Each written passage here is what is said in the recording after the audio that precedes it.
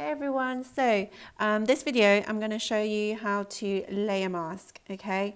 So for instance, we left off on this one where I've shown you how to double expose and change something to black and white. This next part I want to show you how to make something with a layer mask where you add in the eye and remove any other areas that you don't want to show and so forth. And then that's the main focus of this video. So first things first, open Snapseed and continue where you left off. So I want to go to view edit. So remember the top button with the arrow facing back, go to view edits, and that's going to essentially show you all your layer mask. Here I want to bin your tune image and your black and white, just bin it for now. The reason why I said bin it is just to show you what a final picture might look like from the previous video, but here I want to show you the next steps of how to reach a layer mask, a more higher level of work. So go to tools and then double exposure, and then click on add image and go to all photos, and you're going to select a picture with one of his eyes closed. And then here you're going to select a blending option, which is going to be the default one. And you're going to lay this. You can see his eyes are slightly closed, like his eyes are closed. So you just need to level it up next to his eyes to make sure it's in proportion, because essentially you're going to remove all of these other areas you don't need and just that one eye to show in the overall picture. So once you're happy with the size, so here I'm just going to adjust the size of his eyes, and if you're not sure, if you can't see, change the opacity and so forth, and you can always adjust it accordingly, which I will show you in the next step. Okay, and I'm just going to make this a little bit more in size with his face, just looking at the side of his face to see if it's in line with everything else and it's in line with his eyes. So it can be a little bit fiddly when you're trying to get it right.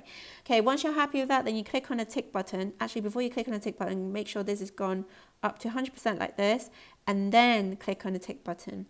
Once you've done that, go onto view edits, go to your layers, and click on the image with the paintbrush, and this is the part where you're going to do the layer mask. Now on the bottom row there's one which is an invert, which you're not going to be using that today. The ones you're mainly using is the eye icon and the up and down arrow of the double exposure.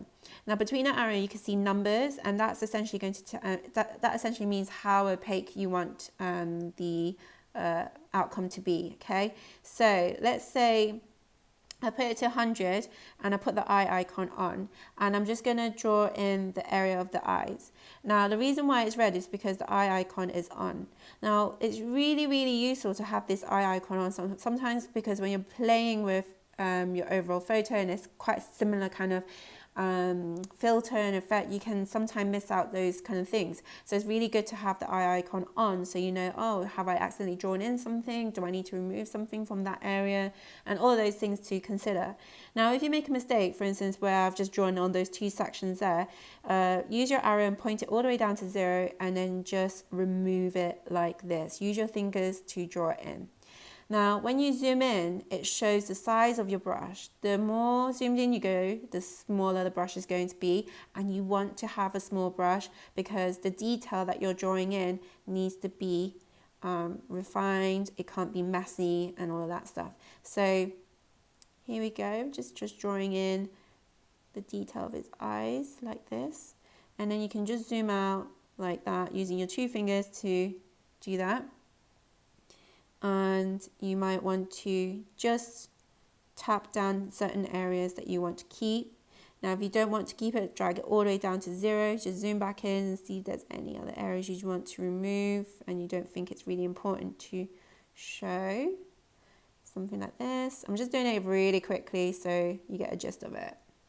Once you're happy with that, click the eye icon off. You can see the overall exposure of that picture is very different, but that's fine. Once you change it to black and white, you can really adjust it to blend in a little bit better. So now that's done, click the tick button, and that shows the overall edit. Go back on the back button at top, click on tools and go to black and white. And this is the part where you're going to change it to black and white. You can have the image to be quite dark like this and so forth. I'm going to choose the contrast one. Actually, I'm going to choose a dark one because I quite like the outcome of that. I'm going to adjust the brightness a little bit higher using my fingers to scroll up and down like this. And the contrast, I'm going to leave it as that. I'm going to add a bit more green, a little bit noise to the overall photo, so it just brings up a little bit more texture. Now, when I look at the eyes, they look in proportion, but I feel like I can rearrange it slightly a little bit more to the left. So I'm going to go back to view edit. So click on the back arrow button, view edit, and click on the double exposure button, and you see this icon where it's got lots of lines. That's the adjustment tool, and essentially I'm just going to move this slightly to the left so that way it's more in line. So like I said, whenever you feel like, oh, I've made a mistake along the way, you can really edit that as you go along, and you can even remove any edges that you don't need like this. And what I'm going to do is zoom in and just draw some of those details back in like that. Pretty straightforward. And then I'm just going to zoom out to create another nice softer blend around the eyes like this. And then if you see these edges coming through, take it all the way down to 0. Okay, and then that should be fine, and that looks much better than before. Click on that black and white again to bring it back in, and then go back, and that's one way of doing your layer mask. Okay, so I've shown you how to double expose and layer mask. The next video I'm going to show you how to darken the background. Okay, good luck.